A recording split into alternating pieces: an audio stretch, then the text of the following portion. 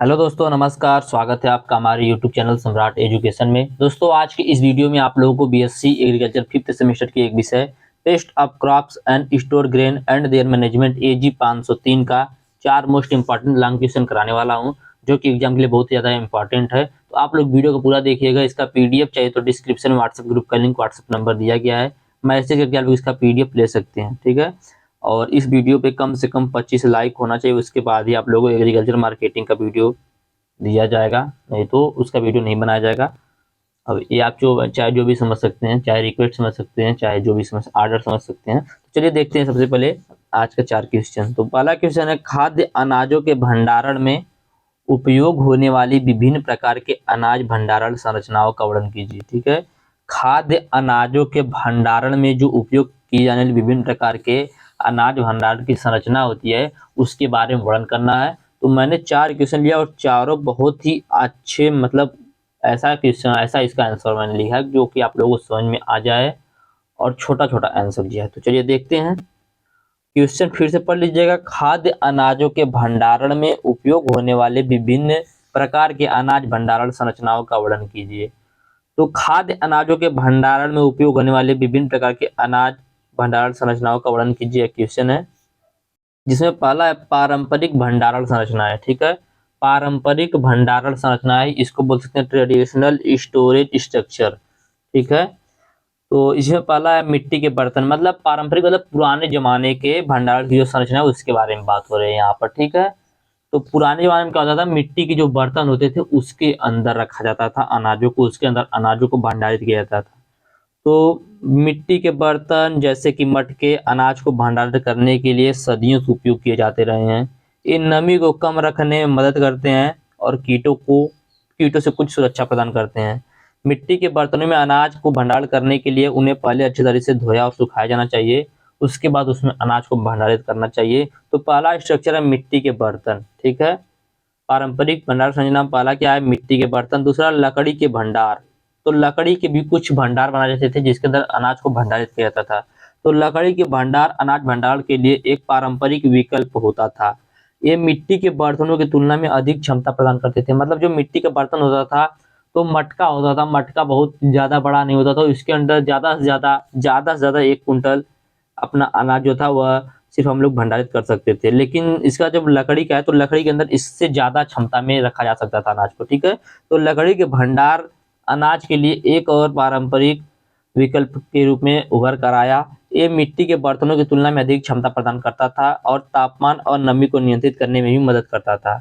लकड़ी के भंडारे को ठंडी और सूखी जगह पर रखा जाना चाहिए। जो लकड़ी का भंडार होता है जिसमें अनाज को भंडारित करना है, उसको सूखी जगह पर रखना चाहिए। अगला है बांस की टोकरी। इसके बाद बांस की टोकरी आई। तो बांस की टोकरी अनाज भंडारण के लिए एक हल्का और पोर्टेबल विकल्प होता था। ठीक है। ये हवादार होता था और नमी को कम रखने में मदद करता था। बांस की टोकरी कीटों से बचाने के लिए उन्हें लकड़ी के ऊपर भी रखा जाता था। आगे देखते हैं।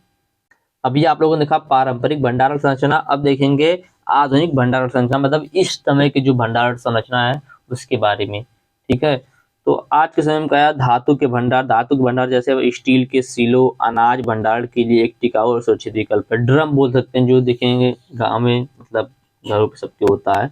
तो धातु के भंडार जैसे कि स्टील के सिलो अनाज भंडारण के लिए एक टिकाऊ और सुरक्षित विकल्प होता है। ये कीटे और कृंतकों मतलब वह ऐसे पेस्ट होती हैं ये, जिनके दांत लगातार बढ़ते रहते हैं, जैसे चचुंदर हो गया, चूहा हो गया, ठीक है, खरगोश हो गया, ये सब क्या, ये सब कृंतक हैं, रोडेंट बोल सकते हैं। धातु के भंडार जैसे कि स्टील के सिलो अनाज भंडार के लिए एक टिकाऊ और सुरक्षित विकल्प होते हैं। एक कीटों और कृंतकों से पूरी तरह सुरक्षा प्रदान करते हैं और तापमान और नमी को नियंत्रित करने में मदद भी करते हैं। धातु के भंडारण को नियमित रूप से निरीक्षण और रखरखाव की आवश्यकता होती है। तो देखिए, मैंने बहुत छोटा छोटा और आसानी से समझने के लिए ऐसा आंसर लिया है, नहीं तो मैं बहुत बड़ा भी ले सकता था आंसर, लेकिन टाइम भी बहुत कम है।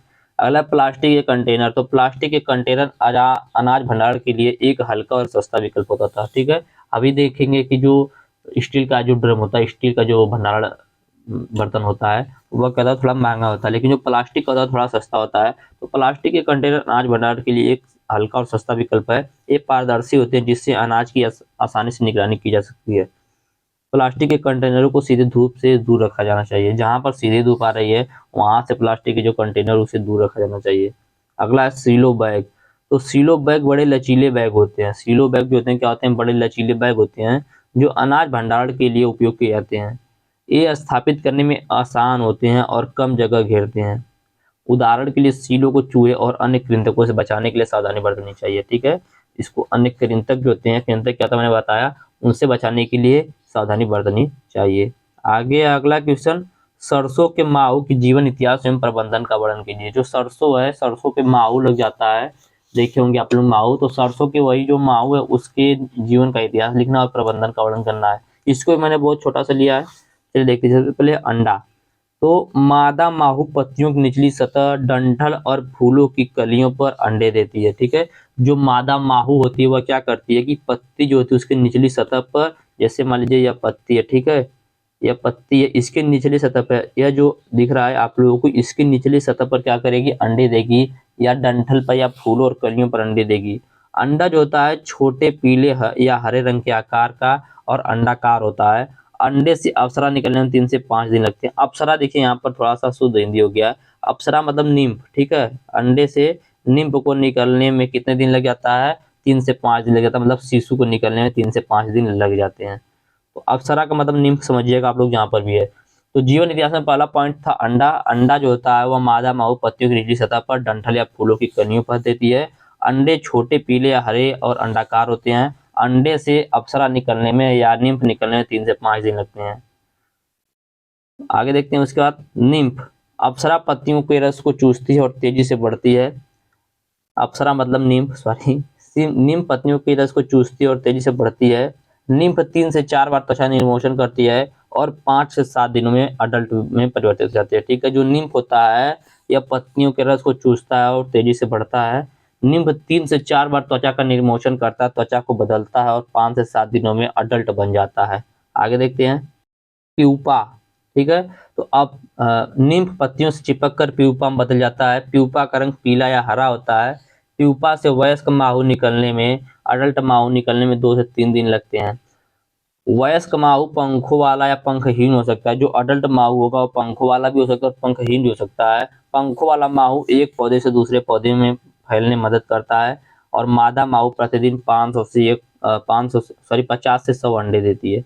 तो यह था इसके जीवन इतिहास के बारे में, लाइफ हिस्ट्री के बारे में। मैंने बताया निम्फ के बारे में, एक के बारे में, प्यूपा के बारे में और अडल्ट के बारे में। ठीक है, तो उम्मीद करते हैं समझ में आया होगा यहाँ तक। आगे देखते हैं इसके प्रबंधन के बारे में। तो इसके प्रबंधन के लिए प्रतिरोधी किस्मों का प्रयोग करना चाहिए। देखिए मैं आप लोग कुछ पॉइंट बता देता हूँ जो कि आप सभी में यूज करेंगे। जैसे यह पेस्ट वाला पूछ दिया, ठीक है, तो आप लोग सबसे पहले वहां पर लिखेंगे कि इस कीट के नियंत्रण के लिए हमें, इस कीट के नियंत्रण के लिए हमें कीट प्रतिरोधी किस्मों की बुआई करनी चाहिए। ठीक है, क्या करनी चाहिए, कीट प्रतिरोधी किस्मों की बुआई करनी चाहिए और बीज को उपचारित करके बोया जाना चाहिए। ठीक है, अभी आके और मैं बताता हूँ, एक एक पॉइंट बताता रहूंगा। तो पहला पॉइंट प्रतिरोधी किस्मों का उपयोग करें, जो कि आप सभी में यूज करेंगे। तो सरसों की कुछ किस्में माओ के प्रति प्रतिरोधी होती हैं जिनका उपयोग करना चाहिए। अगला है फसल चक्र का पालन करें। तो यह फसल चक्र भी आप लोग सभी में यूज करेंगे। ये कई खेत में लगातार सरसों की खेती न करें। खरपतवारों को नियंत्रित करें, इसको भी आप लोग सभी में यूज करेंगे। तो खरपतवार माओ के लिए वैकल्पिक भोजन का स्रोत हो सकता है। मतलब जब सरसों नहीं रहेगा तो सब खरपतवार पर भी हो सकते हैं, इसलिए खरपतवारों को नष्ट कर देना चाहिए। तो ये 3 पॉइंट आप तीनों पे सभी जगह यूज करेंगे। अगला शिकारी कीटों को सुरक्षित रखें। मतलब जो सरसों के माओ के क्या है, शत्रु हैं, ठीक है, उनको क्या करें, उनको संरक्षित करें। जैसे लेडी बग हो गया, क्राइसोपा हो गया, ठीक है, लेसविंग्स हो गया, इन जैसे शिकारी कीट जो होते हैं माहू को खा जाते हैं, तो ऐसे कीट को संरक्षित करना चाहिए। अगला है रासायनिक नियंत्रण। रासायनिक रूप से नियंत्रित करने के लिए यदि माहू की संख्या अधिक हो तो रासायनिक कीटनाशकों का उपयोग करना चाहिए और केवल अनुशासित कीटनाशकों का उपयोग करें। कीटनाशकों का उपयोग करते समय सुरक्षा की सावधानियों का पालन भी करना चाहिए। और मैं यहाँ पर रसायन का नाम लिखना भूल गया हूँ, कोई दिक्कत नहीं, आप लोग इसको ही लिखिएगा। तो ये जो मैंने 3-4 पॉइंट बताया आप लोगों को, ये सब सभी में यूज करेंगे आप लोग। ठीक है, इसको भी आप लोग सभी में यूज करेंगे। यहाँ पे जैसे माहू है, यहाँ पे कोई अन्य कीट है तो उसका नाम लिख देंगे। यदि इसकी संख्या अधिक हो गई तो हमें रासायनिक कीटनाशकों का उपयोग करना चाहिए, उससे संबंधित कुछ कीटनाशक का नाम भी लिख दीजिएगा। आगे देखते हैं जैविक नियंत्रण। तो ये रासायनिक नियंत्रण के आगे देखेंगे जैविक नियंत्रण या बायोलॉजिकल कंट्रोल बोल सकते हैं। तो बायोलॉजिकल कंट्रोल वो होता है जब कीटों की संख्या को कम करने के लिए उसके प्राकृतिक शत्रु का सहारा लिया जाता है, तो उसको बोलते हैं जैविक कंट्रोल, जैसे चूहा है, चूहे को कंट्रोल करने के लिए यदि बिल्ली को पालेंगे तो ये क्या है, जैविक कंट्रोल है, क्योंकि जो बिल्ली है चूहे का प्राकृतिक शत्रु है। माहू के शिकारी कीटों का उपयोग करना चाहिए, जैसे लेडी बग, क्राइसोपा और लेसविंग जैसे शिकारी कीट जो होते हैं माहू खाते हैं। माहू के लिए परजीवी कीटों का उपयोग करना चाहिए। एपीडीविसियस, ठीक है, एपीडियस और एनकारिसिया जैसे परजीवी कीट माहू के अंडे और निम्फ को भी खाते हैं, ठीक है, याद रखिएगा। माहू के जो परजीवी कीट होते हैं उसका उपयोग करना चाहिए। एपीडियस और एनकार्सिया जैसे परजीवी कीट माहू के अंडे और जो निम्फ होते हैं दोनों को खाते हैं। अन्य नियंत्रण की विधि की बात करें तो यहाँ पर नीम के तेल का घोल बनाकर माहू पर छिड़काव कर सकते हैं। नीम का तेल माहू के लिए एक प्राकृतिक कीटनाशक है। साबुन के पानी का घोल बनाकर माहू पर छिड़काव कर सकते हैं। साबुन का पानी होता है माहू को घेर कर मारता है, ठीक है। उदाहरण के लिए प्रतिरोधी किस्मों को उपयोग करें, जैसे पूसा बोल्ड हो गया, ठीक है, RS30 और पूसा मस्टर्ड 25 सरसों कुछ प्रतिरोधी किस्में हैं। ये प्रतिरोधी किस्में थी। रासायनिक रूप से मैंने आप लोगों को भी रसायन का नाम नहीं बताया, इसकी वजह से मैं यहाँ पर बता दे रहा हूँ, और वहाँ पर मैंने रोग प्रतिरोधी किस्मों का नाम भी नहीं बताया था। तो यहाँ पर पूसा बोल्ड, RS30 और पूसा मस्टर्ड 25 सरसों की यहाँ प्रतिरोधी किस्में हैं। रसायन कौन से हैं? इमिडाक्लोप्रिड, डाइमेथोएट और एसिटामिप्रिड। ये सब क्या है? ये सब अनुशंसित रसायन है जिनका उपयोग कर सकते हैं। और जैविक रूप से नियंत्रण के लिए मैंने बता ही दिया है, लेडीबग, क्राइसोपा, इन सभी को माहू के नियंत्रण के लिए व्यावसायिक रूप से उपयोग किया जाता है। तो उम्मीद करते हैं दूसरा क्वेश्चन भी अच्छे समझ में आ गया है। चलिए चलते हैं अगले क्वेश्चन पे। अगला क्वेश्चन है, मैं क्वेश्चन भी नहीं लिखा हूं, मैं बता देता हूं अगला क्वेश्चन क्या है। तो अगला क्वेश्चन है, चावल के घून की जीवन चक्र क्षति की प्रकृति नियंत्रण के उपाय का वर्णन कीजिए। या चावल के घून के बारे में विस्तार से बताइए, पूछता है राइस बीबल के बारे में। इसको अंग्रेजी में राइस बीबल बोला जाता है। इसका वैज्ञानिक नाम है सीटोफिलस ओरिजा, ठीक है। वैज्ञानिक नाम क्या है? सीटोफिलस ओरिजा, याद रखिएगा। चावल के घून का वैज्ञानिक नाम सीटोफिलस ओरिजा। इसके जीवन चक्र के बारे में देखते हैं। पहला अंडा, तो मादा घून चावल के दानों में छोटे सफेद अंडे देती है, ठीक है। जो मादा घून होता है वह चावल के दानों में सफेद छोटे अंडे देती है। अंडों से निकलने वाले लार्वा सफेद रंग के होते हैं और चावल के दानों के अंदर ही रहते हैं, ठीक है। अंडे से निकलने वाले जो लार्वा होते हैं वह सफेद रंग के होते हैं और चावल के दानों के अंदर ही रहते हैं। उसके बाद लार्वा प्यूपा में बदल जाता है, जो एक निष्क्रिय अवस्था होती है, ठीक है। लार्वा जो होता है वह कुछ समय प्यूपा में बदल जाता है, और जो प्यूपा होती है यह घून की निष्क्रिय अवस्था होती है। अगला है, प्यूपा से वयस्क घून निकलते हैं और प्रजनन करते हैं, ठीक है। प्यूपा से फिर क्या होता है? अडल्ट घून निकलते हैं और प्रजनन करते हैं। तो देखिए मैंने आप लोगों को पहले बताया था, मैं छोटा छोटा आप लोग बताऊंगा, एक एक पॉइंट मैंने 4 पॉइंट बता दिया। अब यहाँ से आप लोगों को इसका जीवन चक्र जो समझ में आ गया होगा कि पहले क्या होगा। पहले अंडा आया, मादा घून चावल के दानों में छोटे सफेद अंडे देती है। उसके बाद अंडों से निकलने के बाद लार्वा सफेद रंग के होते हैं और चावल के दानों के अंदर ही रहते हैं, उसको खाकर उसको नुकसान पहुंचाते हैं। उसके बाद लार्वा प्यूपा में बदल जाता है, जो कि प्यूपा घून की एक निष्क्रिय अवस्था होती है। उसके बाद प्यूपा से वयस्क घून निकलते हैं, अडल्ट घून निकलते हैं, ब्यूल निकलते हैं, जो प्रजनन करते हैं और अपनी संख्या को बढ़ाते हैं। तो यह हो गया लाइफ हिस्ट्री। क्षति की प्रकृति देखते हैं, नेचर ऑफ डैमेज। क्षति की प्रकृति, तो चावल के घून चावल के दानों को खाते हैं, जिससे उनकी गुणवत्ता और पोषण मूल्य कम हो जाती है, ठीक है। चावल के घून क्या करते हैं? चावल के दानों को खाते हैं, जिससे उनकी गुणवत्ता और पोषण मूल्य कम हो जाता है। चावल के घून दानों में छेद करते हैं, जिससे वे टूट जाते हैं और खराब हो जाते हैं। चावल के घून दानों में गंदगी और मल छोड़ते हैं, जिससे वे दूषित हो जाते हैं। तो यह था इसका नेचर ऑफ डैमेज, मतलब किस प्रकार से क्षति पहुंचाता है। तो क्या करता है कि चावल के घून जो होते हैं चावल के दानों को खाते हैं, जिससे क्या होता है? उनका गुणवत्ता और पोषण मूल्य कम हो जाता है। घुन जो होता है चावल में छेद कर देता है, छिद्र कर देता है, जिससे टूट जाता है और खराब हो जाता है।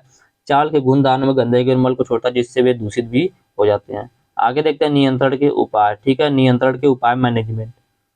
तो इसके नियंत्रण के लिए प्रतिरोधी किस्मों की बुआई करनी चाहिए, प्रतिरोधी किस्मों का प्रयोग करना चाहिए। तो चावल की कुछ किस्में घुन के प्रति प्रतिरोधी होती है, उनका प्रयोग करना चाहिए, जैसा कि मैंने अपनी पिछले वाले में बताया था आप लोगों को कि ये सब पॉइंट यूज करना है। जैविक नियंत्रण का प्रयोग करना चाहिए, तो घुन के प्राकृतिक शिकारी जैसे कि लेडी बर्ड, बीटल घुन की आबादी को नियंत्रित करने में मदद कर सकते हैं। रासायनिक रूप से नियंत्रण करने के लिए गंभीर प्रकोप के मामलों में रासायनिक कीटनाशकों का उपयोग घुन को नियंत्रित करने के लिए किया जाता है। अगला उचित भंडारण, तो चावल को ठंडी और सूखी जगह में भंडारित करना चाहिए। अगला है साफ सफाई, तो भंडारण स्थान को साफ और स्वच्छ रखना चाहिए। नियमित निगरानी, तो चावल को नियमित रूप से घुन के संक्रमण के लिए निगरानी करनी चाहिए। चावल के घुन गर्म और शुष्क जलवायु में पनपते हैं, ठीक है। जो चावल के घुन होते हैं शुष्क और गर्म जलवायु दोनों में पनपते हैं। चावल के घुन अनाजों को नुकसान पहुंचाने के अलावा वे पौधे के रोगों का भी प्रसार कर सकते हैं। चावल के घुन को नियंत्रित करने के लिए एकीकृत कीट प्रबंधन का उपयोग करना चाहिए, इंटीग्रेटेड पेस्ट मैनेजमेंट का प्रयोग करना चाहिए। तो यह था इसका मैनेजमेंट कैसे कर सकते हैं। उम्मीद करते हैं ये भी समझ में आया होगा। थोड़ा जल्दी जल्दी बोल रहा हूँ क्योंकि टाइम बहुत अधिक हो जाएगा। अभी एक क्वेश्चन और है और आज एग्जाम भी है आप लोगों का। यह आप लोगों का चौथा क्वेश्चन है। क्वेश्चन सुन लीजिएगा, अनाज भंडारण के मूलभूत सिद्धांत बताइए। ठीक है, यदि आपको अनाज को भंडारित करना है तो उसके लिए मूलभूत सिद्धांत क्या उसको बताना है। तो देखते हैं, पहला है तापमान और आर्द्रता। तो तापमान, अनाज को ठंडे स्थान पर भंडारित करना चाहिए। जो अनाज उसको कहाँ पर भंडारित करना चाहिए, ठंडे स्थान पर। आदर्श तापमान 10 से 15 डिग्री सेल्सियस है। यदि तापमान 25 डिग्री सेल्सियस से अधिक हो जाता है तो अनाज में कीटे और फफूंदी लगने की संभावना बढ़ जाती है। आर्द्रता, तो अनाज को सूखे स्थान पर भंडारित करना चाहिए। इसके लिए आदर्श आर्द्रता 60 से 70% है। यदि आर्द्रता 70% से अधिक हो जाती है तो अनाज में नमी बढ़ जाती है, जिससे अनाज अंकुरित हो जाता है। ठीक है, जिससे अनाज क्या होता है, अंकुरित हो सकता है और खराब हो सकता है। उदाहरण के लिए धान को 10 से 15 डिग्री सेल्सियस के तापमान पर 60 से 70% की आर्द्रता पर भंडारित किया जाना चाहिए। यदि धान को 25 डिग्री सेल्सियस से अधिक तापमान पर भंडारित किया जाता है तो इसमें कीड़े और फफूंदी लगने की संभावना बढ़ जाती है। गेहूं के बारे में देखते हैं, तो गेहूं को 10 से 15 डिग्री सेल्सियस के तापमान और 60-70% की आर्द्रता पर भंडारित किया जाता है। यदि गेहूं को 70% से अधिक आर्द्रता पर भंडारित किया जाता है तो इसमें नमी बढ़ जाती है, जिससे गेहूं अंकुरित हो सकता है और खराब हो सकता है। तो यह था आप लोगों का पहला पॉइंट। इसका दूसरा पॉइंट है वेंटिलेशन। हम लोग क्वेश्चन क्या देख रहे हैं, अनाज भंडारण के मूलभूत सिद्धांत। तो पहला मैंने आप लोग बताया तापमान, दूसरा बताया आर्द्रता, तीसरा है पॉइंट वेंटिलेशन। अनाज को अच्छी तरह से हवादार स्थान पर भंडारित करना चाहिए। वेंटिलेशन से अनाज में नमी और गर्मी कम होती है। वेंटिलेशन से अनाज में कीड़े और फफूंदी के लगने की संभावना भी कम हो जाती है। उदाहरण के लिए अनाज को भंडारित करने के लिए एक ऐसे स्थान का चयन करना चाहिए जहाँ हवा का अच्छा प्रवाह हो। क्या हो, हवा का अच्छा प्रवाह हो। अनाज को भंडारित करने के लिए ऐसे कंटेनरों का उपयोग करना चाहिए जिनमें हवा के लिए छेद हो, जिनमें क्या हो, हवा के लिए छेद हो। आगे देखेंगे, अगला है साफ सफाई। मूलभूत सिद्धांत में अगला पॉइंट साफ सफाई। तो अनाज भंडारण स्थान को साफ और स्वच्छ रखना चाहिए। अनाज भंडारण स्थान में कीड़े और फफूंदी के लिए अनुकूल वातावरण नहीं होना चाहिए। अनाज भंडारण स्थान को नियमित रूप से साफ रखना चाहिए। तो यह था अगला पॉइंट। अगला पॉइंट है अनाज भंडारण को नियमित रूप से झाड़ू और पोछा लगाना चाहिए। मतलब जहाँ पर आप उसको अनाज को भंडारित कर रहे हैं वहां पर साफ सफाई होनी चाहिए। कहने का मतलब यह है, अनाज भंडारण स्थान में कीड़ों और फफूंदी के लिए किसी भी संकेत की जांच करनी चाहिए। अनाज भंडारण के स्थान में अनाज के बचे हुए दानों को नहीं रखना चाहिए। अगला कीट नियंत्रण। तो अनाजों को कीटों से बचाने के लिए उचित उपाय करना चाहिए। अनाज भंडारण स्थानों को कीटों से मुक्त रखना चाहिए। अनाज को कीटनाशकों से उपचारित करना चाहिए। ठीक है, कीटनाशकों का प्रयोग करके क्या करना चाहिए, खत्म कर देना चाहिए। आगे देखते हैं, अनाज भंडारण स्थान में कीटों के प्रवेश को रोकने के लिए दरारें और छेदों को बंद कर देना चाहिए। अनाज को कीटनाशकों से उपचारित करना चाहिए। अनाज भंडारण स्थान में कीटों को फंसाने के लिए चिपचिपी बोर्ड का उपयोग करना चाहिए। ठीक है, आजकल देखेंगे चूहे को फंसाने के लिए भी एक बोर्ड आ गया है। ठीक है, फेरोमोन ट्रैप बोल सकते हैं, तो इसका प्रयोग करना चाहिए। भंडारण की अवधि देखते हैं, तो अनाज को लंबे समय तक भंडारित करने से बचना चाहिए। अनाज को जितना जल्दी हो सके उपयोग करना चाहिए। अनाज को लंबे समय तक भंडारित करने के लिए विशेष भंडारण सुविधाओं को होना आवश्यक है। तो ये एक बात ध्यान दीजिएगा, मैंने जो आप लोगों को सबसे पहला क्वेश्चन बताया था, अनाज भंडारण संरचनाएं, कई प्रकार की संरचना होती है लेकिन मैंने आप लोगों को 2 ही प्रकार की बताई और 2 ही आप लोग लिखेंगे फिर भी आपको नंबर मिलेगा। और उम्मीद करते हैं जो मैंने 4 क्वेश्चन बताया आप लोगों को अच्छा लगा। 25 लाइक कम से कम इस वीडियो को होना चाहिए, उसके बाद ही आप लोगों को agriculture marketing trade and prices का वीडियो दिया जाएगा। और उम्मीद करते हैं वीडियो अच्छा लगा तो वीडियो को लाइक कीजिएगा, चैनल को सब्सक्राइब कीजिएगा, मेरे दोस्तों के पास शेयर भी जरूर कीजिएगा। धन्यवाद, जय हिंद।